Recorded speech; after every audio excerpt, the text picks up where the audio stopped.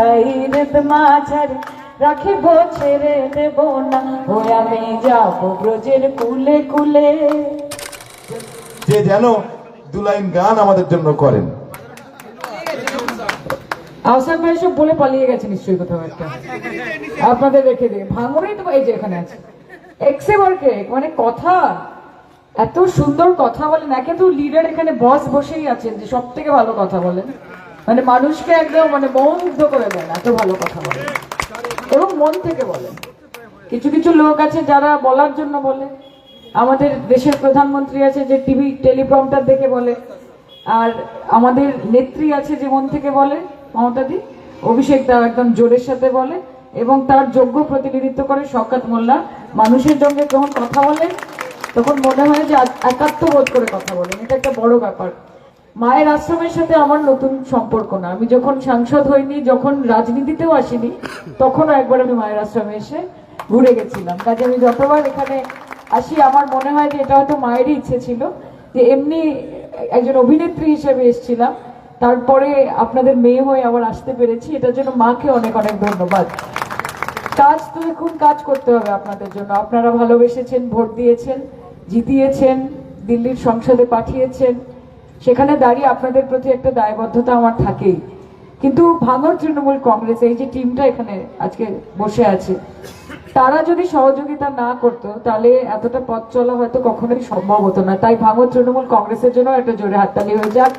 সরকার গাইডেন্সে যেটা এগোচ্ছে এবং দিনকে দিন আরো অনেক বলিষ্ঠ হচ্ছে। কালিকাপুর মায়ের আশ্রম, মাকে এইটুকুই বলার, একটা ছোট কথা আর একটা বড় কথা। ছোট কথা হচ্ছে মা, বৃষ্টি যেন না আসে, বৃষ্টি যেন না আসে মা। অন্যান্য যত ঝড় ঝাপটা যা আছে, আমার মা বোনেরা, আমার বৌদিরা রোজ জীবনে অনেক ঝড় ঝাপটার সাক্ষী, সেগুলো মায়েরা দেখেই নেয়। আমরাও রাজনৈতিক অনেক ঝড় ঝাপটা দেখেছি, সেগুলো অতিক্রম করে যাব, কিন্তু প্রকৃত অর্থে যেন বৃষ্টি না আসে, সবার আনন্দটা মাটি হবে। তাই এই দায়িত্বটা মা তোমাকে নিতে হবে। আর দ্বিতীয় হচ্ছে, শুধুমাত্র ভাঙড় নয়, যাদবপুর লোকসভা কেন্দ্র নয়, সমগ্র পশ্চিমবঙ্গে মমতা দি এই যে শান্তি সম্প্রীতি, এই যে ভালোবাসা, ভ্রাতৃত্ববোধ, এই একটা নীতি নিয়ে চলে, মায়ের আশ্রমে এবং মায়ের আঁচলের তলায় এই সমগ্র পশ্চিমবঙ্গকে সুরক্ষিত রাখতে হবে, এটাই আমরা চাই। এবং আমার বিশ্বাস যে মা অশুভ শক্তি বিনাশ করবেনই।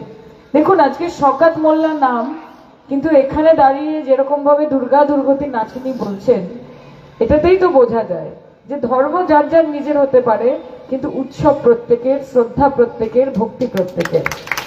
হয়তো আমি মা বলি, শওকত দা আম্মা বলে, আম্মি বলে, হয়তো আমি বাবা বলি, বারুল ভাইরা আব্বা বলে, হয়তো আমি ঈশ্বর বলি, ঠাকুর বলি, এখানে আহসান ভাইরা সবাই আল্লাহ বলে, কিন্তু ব্যাপারটা তো একই। মা কি কারুর একার? মা তো সবার, এবং মায়ের আশ্রমও তো সবার। তাই আমরা সবাই এখানে আসতে পেরেছি, এবং সিপি স্যারও এসেছিলেন, উনি পুজোর উদ্বোধন করে দিয়ে গেছেন। আপনাদের সকলকে আমার অনেক ভালোবাসা, পুজো কমিটিকে আমার অভিনন্দন। বছর বছর আরো ব্যাপকভাবে এই পুজো সেলিব্রেটেড হোক এবং বৃহত্তর ব্যাপ্তি এবং বৃহত্তর পরিসরে পৌঁছক। আপনাদের সকলকে আমার অনেক শুভেচ্ছা। পুজো দারুণ কাটান, আর সায়নী তো আছেই আপনাদের ঘরে, বছর বছর আসবে, কোনো চিন্তা নেই। ভালো থাকবেন। ও তো মায়ের মাথায় রাখিব, ছেড়ে দেব না, ছেড়ে দিলে সোনার গুড় আর তো পাবো না, না না না, যেতে দেব না। তাই হৃদ মাঝারে রাখিব, ছেড়ে দেব না, ওই আমি যাব ব্রজের কুলে কুলে। ভোলা মন মাখবো গোড়ার পদ ধুলি, ওই আমি ওই নয়নে নয়ন দিয়ে আর তো ফিরব না, না না না, না না না, না না না, যেতে দেব না। তোমায় হৃদ মাঝারে রাখিব, ছেড়ে দেব না, তোমায় হৃদয় রাখিব, যেতে দেব না। থ্যাংক ইউ, ভালো থাকবেন, নমস্কার।